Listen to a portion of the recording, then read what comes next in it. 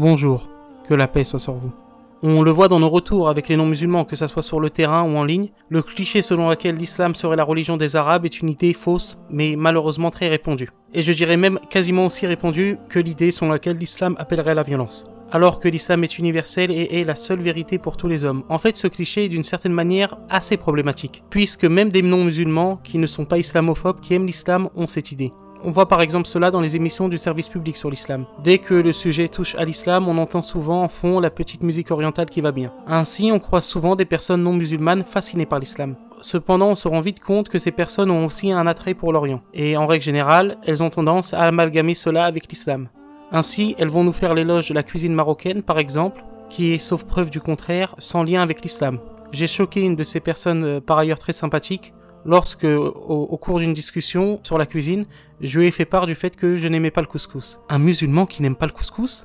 Mais est-ce qu'on peut leur en vouloir de faire cet amalgame entre islam et culture arabe, alors que nous le faisons nous-mêmes? Je salue du fond du cœur les initiatives de portes ouvertes dans les mosquées, qu'Allah bénisse et récompense les frères qui sont à l'origine de ces initiatives. Cependant, je m'attriste de voir qu'on y propose à chaque fois du thé à la menthe et des cornes de gazelle. Certes, l'intention est bonne, et les non-musulmans eux-mêmes réclament ces cornes de gazelle, mais au final on ne fait qu'ancrer dans l'inconscient collectif l'idée que l'islam égale une religion de paix bien sympathique, mais une religion d'arabe tout de même. Nos frères et sœurs convertis, qui sont pour la plupart d'entre eux exemplaires et représentent déjà une passerelle entre les musulmans et les non-musulmans, auraient pu jouer un rôle bien plus important. Cependant, une grande partie des convertis se sont volontairement ou involontairement arabisés. Au lieu de garder leur prénom de naissance tant qu'il est bien sûr islamiquement licite, ils le changent en prénom arabe. Parfois, ils changent aussi leur tenue vestimentaire, passant du costume cravate au camis, alors que rien ne les y oblige. Vous ne vous êtes jamais posé la question pourquoi ne voit-on pas de fils et filles de convertis dans nos mosquées, alors que nous avons un nombre important de conversions à l'islam depuis plus de 30 ans. Tout simplement car, sauf exception, les convertis ne se marient pas avec d'autres convertis.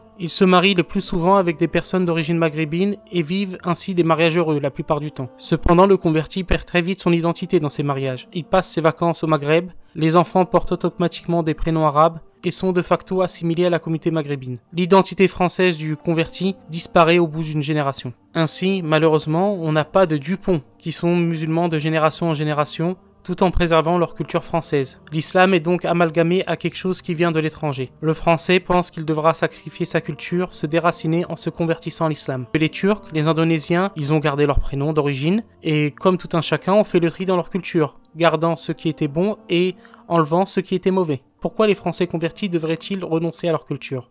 Afin de remédier à cet amalgame entre l'islam et la culture arabe, je propose ceci. Je conseille aux convertis, c'est bien sûr juste un conseil, de se marier avec d'autres convertis si cela est possible. Cela évite aussi certains problèmes de différences culturelles. Bien sûr, chacun fait ce qu'il souhaite, mais cela permettrait ainsi l'émergence d'une véritable identité islamique française de souche. L'architecture orientale de la plupart de nos mosquées renforce cet amalgame entre islam et culture arabe. Je ne critique absolument pas ici les responsables des mosquées, au contraire. On ne peut que louer leur travail dans des contextes qui étaient bien plus difficiles que les nôtres. Cependant, je pense que les nouvelles générations devraient mettre en place des projets de mosquées avec une architecture totalement occidentale. Je suis à titre personnel contre l'idée d'une architecture mixte, mêlant Orient et Occident. Je pense que ce genre de projet, avec une architecture 100% française, pourrait voir le jour d'ici 10 à 20 ans, Inch'Allah. Rien ne s'y oppose islamiquement. Les Japonais ont leur architecture de mosquée, tout comme nos amis turcs, avec les mosquées ottomanes qui sont absolument splendides.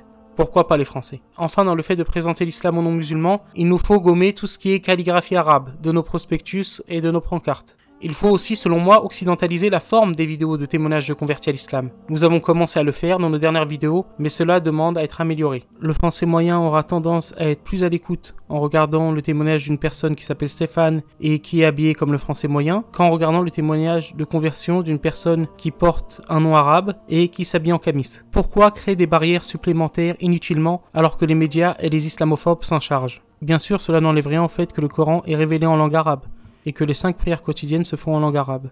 D'ailleurs, petite parenthèse, ce n'est pas une exception islamique, puisque les catholiques eux-mêmes, avant le Concile Vatican II, faisaient leur messe en latin uniquement. Cette vidéo n'a pas non plus pour but de diminuer le mérite des Arabes, qui furent pendant des siècles et le sont encore parmi les plus grands défenseurs de l'islam avec les Ottomans. Merci pour votre écoute, que Dieu vous bénisse et que Dieu vous garde.